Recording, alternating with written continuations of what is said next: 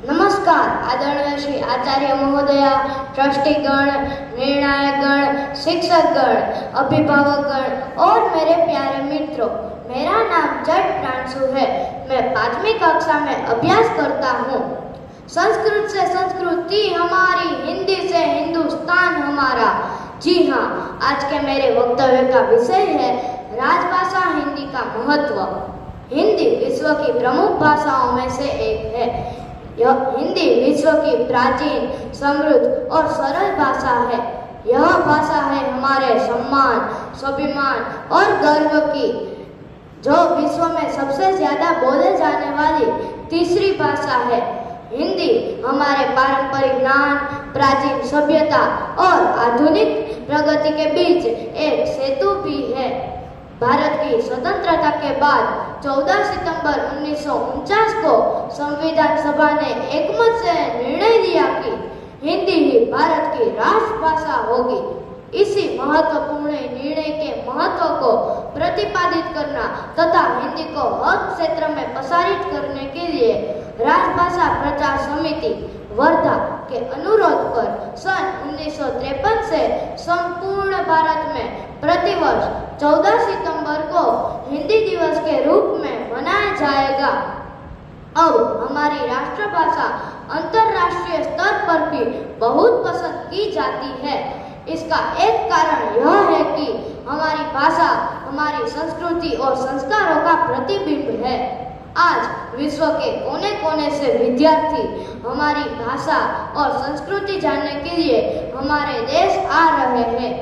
देखा जाए तो हिंदी का इतिहास लगभग 1000 वर्ष पुराना है, परंतु आधुनिक काल 1850 के पश्चात में इसमें सबसे अधिक विकास हुआ, जिसने भारत के स्वातंत्र्य संग्राम में तैयार किए गए हिंदी नारे हो या फिर देशभक्ति कविताएं, सभी ने देश की जनता के हृदयों में क्रांति की ज्वाला को भरने का कार्य किया।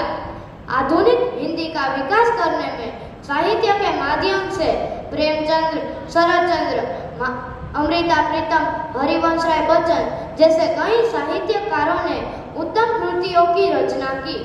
हिंदी को योगदान देने के लिए कई सारे महानुभावों का भी योगदान रहा है, जैसे कि गुजराती भाषी महर्षि दयानंद सरस्वती और गांधी जी, बंगाल के रविंद्रनाथ टैगोर, महाराष्ट्र के राणा डे और गोखले या फिर पंजाब के लाला लाजपत राय जैसे अनेक अहिंदी महानुभावों ने हिंदी को योगदान देने के लिए कई सारे महत्वपूर्ण कार्य किए हैं।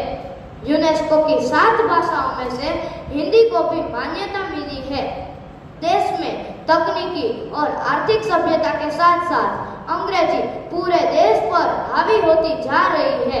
हिंदी देश की राजभाषा होने के बावजूद आज हर जगह अंग्रेजी का वर्चस्व कायम है। हिंदी जानते हुए भी लोग हिंदी बोलने, पढ़ने या लिखने में हिचकने लगे हैं। इसलिए सरकार का प्रयास है कि हिंदी भाषा के प्रचार के लिए उचित माहौल तैयार किया जा सके।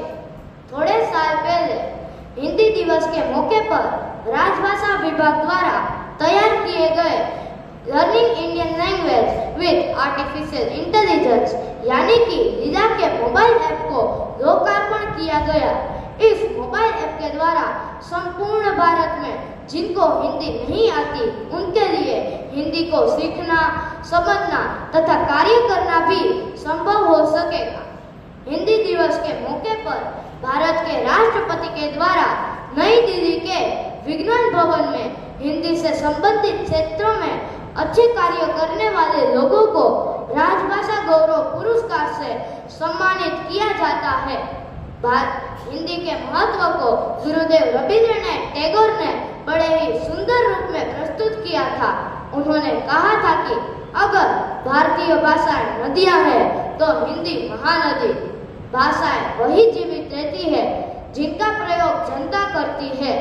भारत में एक दूसरे से संवाद का सबसे बेहतर माध्यम हिंदी है, परंतु इतनी प्यारी भाषा होने के बावजूद आज दक्षिण भारत के कुछ राज्यों में हिंदी को सम्मान की नजरों से देखा नहीं जाता है।